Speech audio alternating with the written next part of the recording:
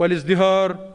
نتمنى النجاح والتوفيق لأعمال قمتكم ولمستقبل القارة الإفريقية وشعوبها الحرة مزيدا من الأمن والازدهار، والسلام عليكم.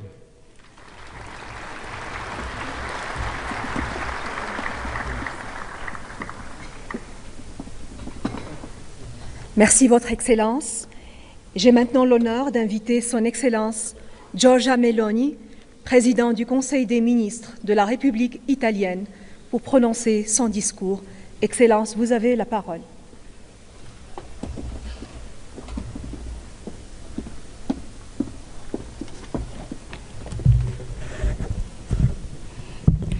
Presidents, Prime Ministers, authorities, ladies and gentlemen.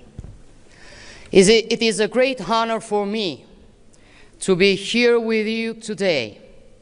And I would like to express my heartfelt thanks once again to President Youssouf and President Lorenzo, as well as to all of you for this historic opportunity offered to Italy.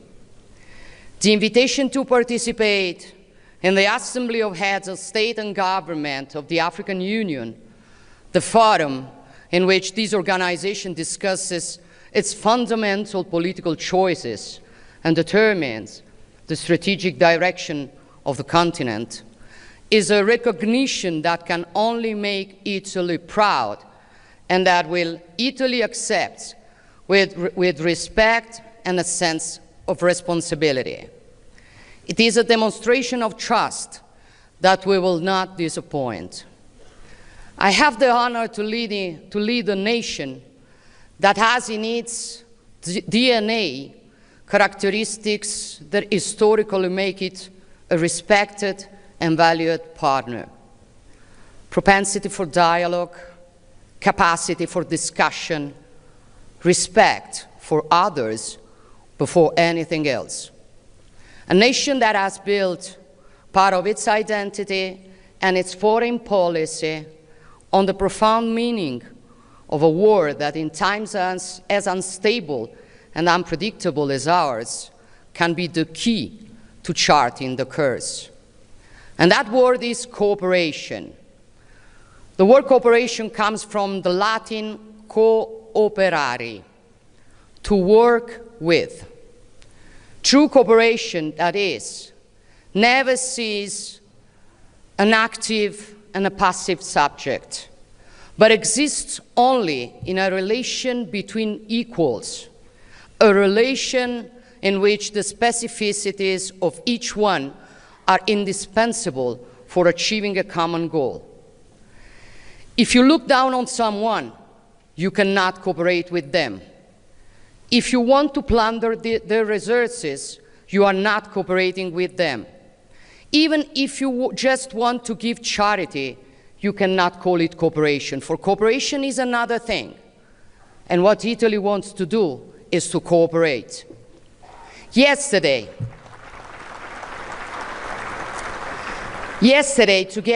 together with many of you, we attended the second Italy-Africa Summit, the first ever to be held on this continent. I would like to thank the Ethiopian Prime Minister, my friend Abiy Ahmed, and the leaders of the African Union for their hospitality and cooperation in organizing the event. In that context, we discussed what we can do to further strengthen and consolidate one of the most concrete outcomes of this idea of cooperation, which is the Mattei plan for Africa. The investment plan that Italy has implemented in various nations of the continent in areas ranging from infrastructure to agriculture, from health to training.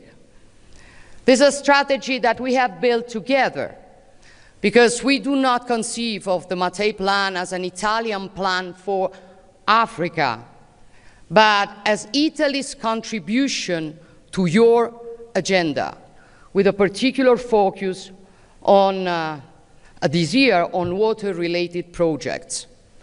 It is an open platform for putting our know-how, our technologies, our investments at the service of the objectives that the African Union has set out in Agenda 2063, starting with the creation of a continental free trade area that is integrated and prosperous.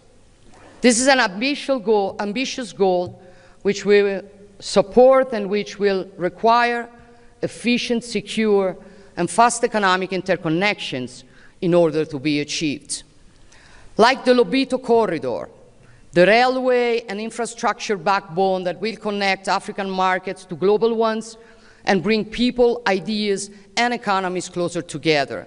A strategic project that sees Italy at the forefront, together with the United States and the European Union. In short, the Mattei Plan is a comprehensive strategy that generates concrete benefits for our peoples and aims to continually expand its scope, relying on the irreplaceable contribution of major United Nations agencies, and I want to thank the Secretary General Antonio Guterres, but also the World Bank, the African Development Bank, and many other partners who increasingly share our vision. 2 years ago in Rome, we set out the course together.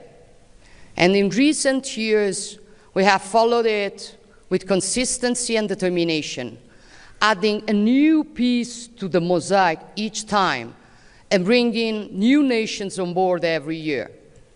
We have done so on many fronts, starting with what I consider to be crucial for building a true free Africa capable of determining its own destiny, addressing the issue of debt.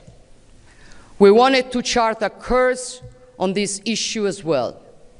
Therefore, Italy has decided to launch a vast program to convert the debt of African nations, which includes among its main points the complete transformation of the debt of the most fragile and vulnerable countries into investments, and the strengthening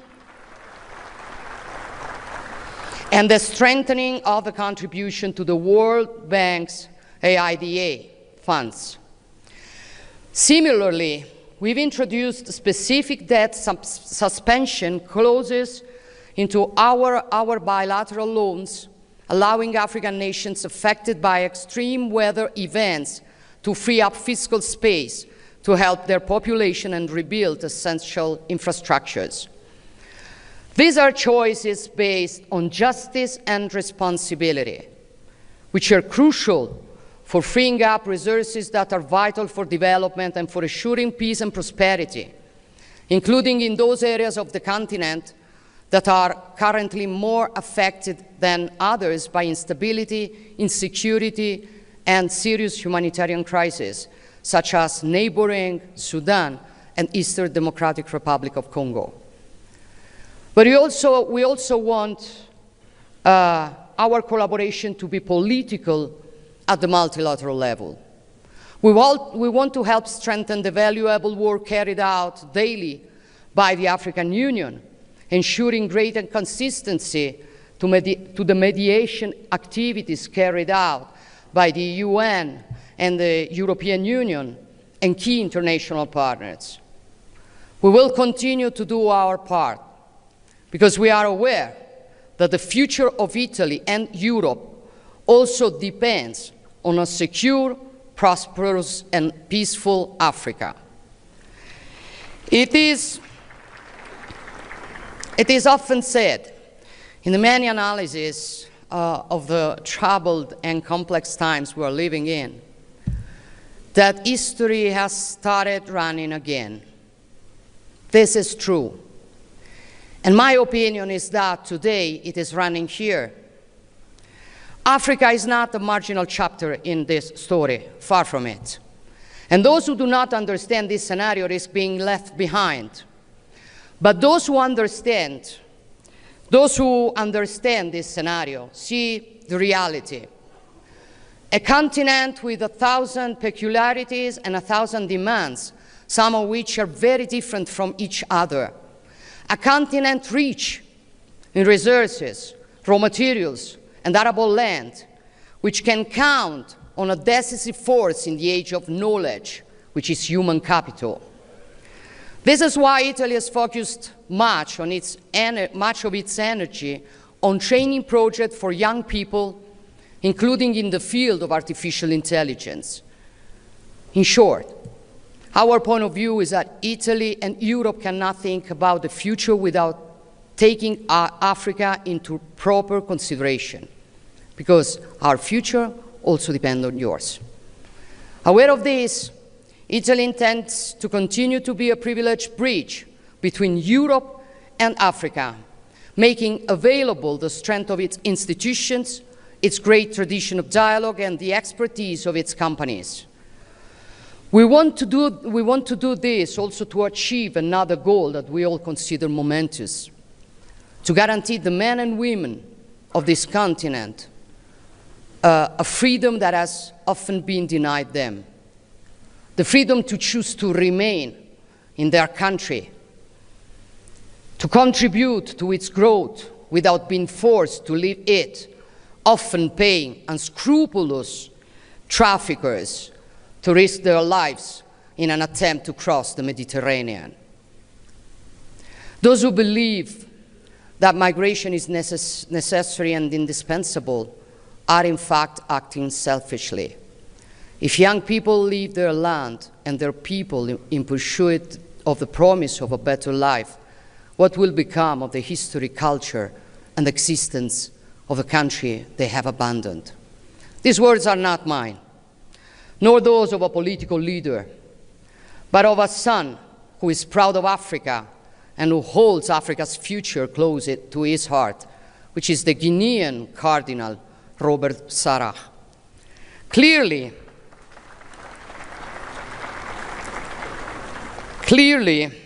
in order to guarantee the right not to have to emigrate, it is necessary to offer concrete opportunities for training and work, to enhance human capital and improve the quality of education, invest in skills and educational systems, and create industrial partnership and joint ventures capable of generating stable, quality employment in the territories. This is our mission, which is being put into practice in the many initiatives that Italy is promoting, including together with the African Union. And what I would like to see today is, in this solemn place dedicated to another great son of a free and proud Africa, Nelson Mandela, is a great alliance between us to put training, research, university, and innovation at the center of our common commitment. An alliance aimed not at taking away talent, but at multiplying it and building a model of development that respects people and values different identities. Presidents, prime ministers, dear friends, Pliny the Elder, one of the most famous historians of ancient Rome, said that something new always arises from Africa. So my wish for each of us is that something new may truly arise from today's meeting, something that no one expects or that many considered impossible. For impossible is usually the word that people without courage use. Something capable of astonishing the world and suddenly making everything we have seen so far seem trivial. I thank you all.